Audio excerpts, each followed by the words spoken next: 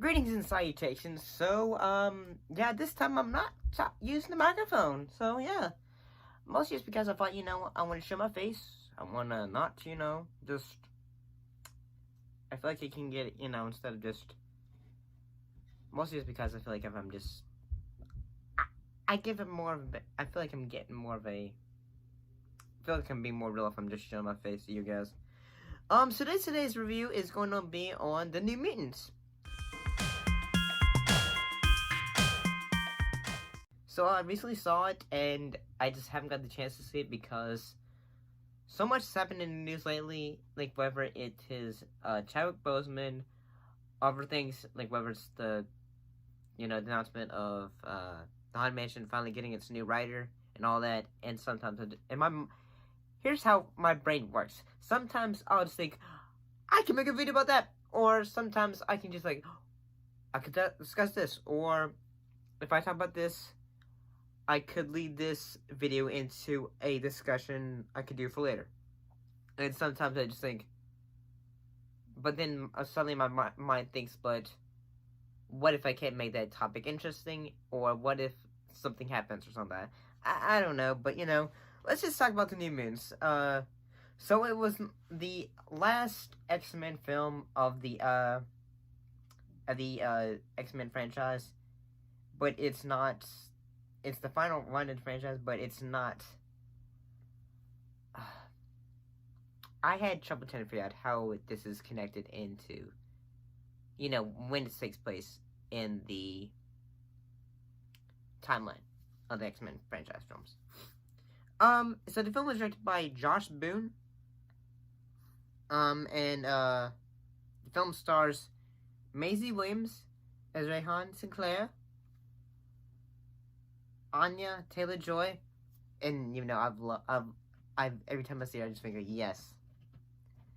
She played as Ilya Rasputin, Charlie Heaton as Samuel Sam Guthrie, Alice Braga as Dr. Celia Reyes, Blue Hunt as Daniel Danny Moonstar, Henry Zaga as Roberto Bobby DeCosta, and Adam Beach as William Lone Star, Danny's father. So basically the entire film is about a group of young mutants who are held hostage in a mutant facility, and they're trying to all either figure out how to get out. Basically when I did a Facebook review of it, I basically said this film was basically Breakfast Club meets the with superpowers and monsters. And so yeah, I'm gonna be honest, I enjoyed my time watching this film, but at the same time, I can also admit that the film is not that great. So some of two of the actors who I thought, okay, these two are selling this for me and they're helping me get through this, would have been Anya Taylor-Joy and Maisie Williams. I thought, they were two of the best parts of the film. Like, they were the ones that had the most, charisma, as well as I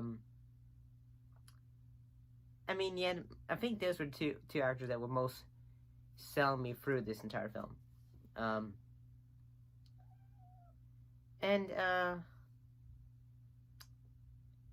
Yeah, I just kind of like the Aliana. So basically she's magic, and she's got she has like a little puppet that she has that's basically a little dragon. And I gotta say, the entire time I thought, okay, she knows this film's not great, but she is doing the best she can. So is Maisie Williams. I think they're all trying to do the best they can.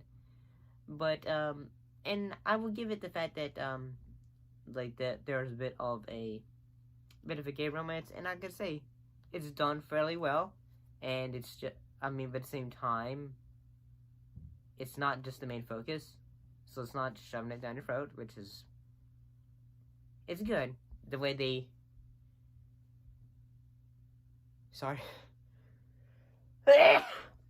it's done fairly well. Oh. So yeah, I think the characters are okay. They're not great. Um, I mean, like I said, I feel like the two actresses that are doing the most job are Anita Joy and Maisie Williams. Not saying everyone else is doing a bad job, but I feel like Alice Braga, I think she's doing a okay job, but I feel like her villain that she's playing as Dr. Celia Reyes, she doesn't come off as like I will kill these children if I have to sort of deal. She's like a crazed doctor, and these kids are her guinea pigs that she's testing on. Ugh.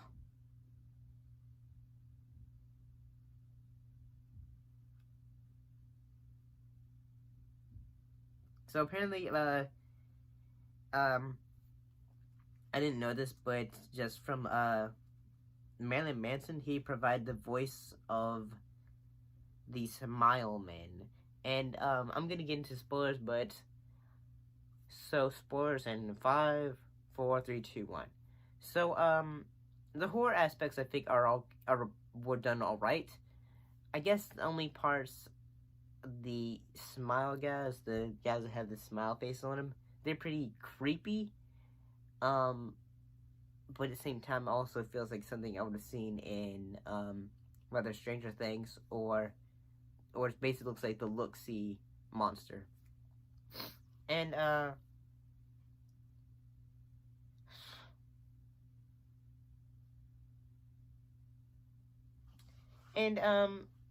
think the monster parts of the film are pretty good, but at the same time, the film is also sold as a kind of as a superhero horror film, but most of the horror aspects,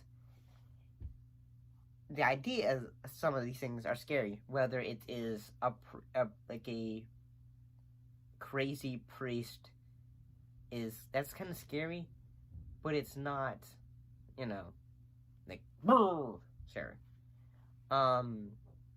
The smile mid monsters, they're kind of creepy, mostly just because ew, that kind of creepy.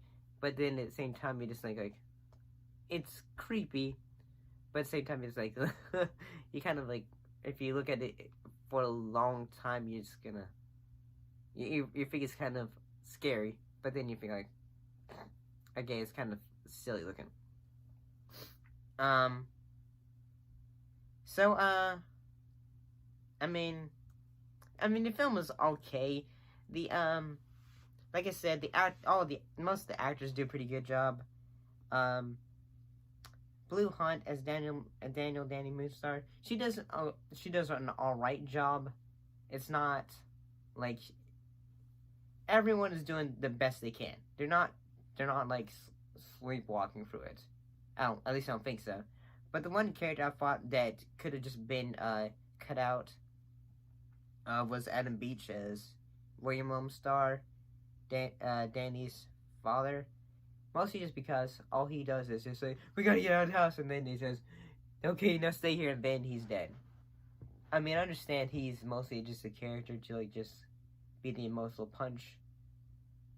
But when you have the emotional parts, you don't really see most of, say, the other parts of Danny's family to get much of an emotional hit, I think.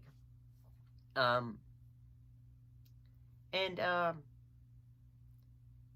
guess, I don't know, man. This film's okay. It's not great. I had fun with it. It was, heck, they played a Looney Tunes cartoon before the film started. Actually, they didn't play it before the film started. They played it after all the previous. So they played I think it was Buccaneer Bunny, Buccaneer Rabbit, I guess. And hopefully theaters continue doing that because that was kind of enjoyable. Uh, I kind of would like. I mean, the effects I think for the film are okay. They're pretty good. If it the most of the part the I don't know if the girl that is on the girl that is on fire uh that is trying to attack Roberto. I don't know if that was an effect. I mean, it was a pretty cool effect when but I gotta say the worst offender for worst effects in the film had to be the demon bear. I mean, the idea of a demon bear, of a giant, humongous bear that will just attack you, and it's got flaming eyes. It's cool. It looks pretty cool, but I mean, it doesn't. The effect of it does not look like it was fully finished. The only reason that it didn't look fully finished was mostly just the fur, and then suddenly you see all the flaming eyes. But I mean, I'm not a visual artist, so I cannot be a judge for that. I just think this effect does not look that great. I mean, I see a giant bear there, but I mean, it's not like the greatest thing ever, sort of deal. Uh, so if I was gonna, and so yeah, I mean the film's okay. The story is, it's nothing to write home about. You're mostly just seeing this for like say whether it is the mostly just like say the tiny bits of horror, but then again, even the horror is okay. It's not like I'd say if you're gonna watch this movie, I'd say you're mostly gonna watch this as a rental.